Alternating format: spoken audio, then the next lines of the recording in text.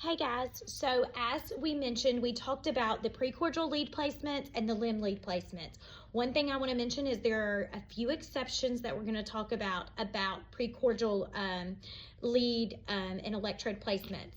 If I have a small child or somebody with a small chest circumference, I'm not going to be able to fit all of these leads on their chest, because remember, I have to fit V1 through V6, and those electrodes can't touch, they can't overlap. So what I have to do is, if I have a small circumference or small area chest, I'm gonna move V3 to the same location it would be, just on the right side of the chest, okay? So I'm gonna move V3, and then I'm gonna document V3R. That lets everybody know that I did a 12 lead EKG, but I put V3 on the right side because it wouldn't fit on the left side. So you're gonna label it V3R.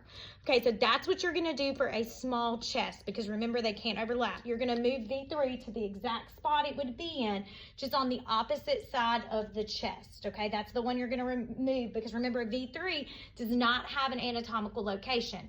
No matter the size of the chest, the intercostal space, the anatomical location remain the same for V1 through V6. It's just a smaller chest. That's the only one we would move. Also, if a patient has breast implants or a large amount of breast tissue, when the patient lays supine, because remember, that's the optimal position, when the patient lays down, you may not be able to place the electrodes in the fourth intercostal space because there may be implants or breast tissue there. So you may have to move up. You just move up to the lowest intercostal space that you can. It might be in the third intercostal space, it might be in the second intercostal space, but you cannot place them over breast tissues or implant.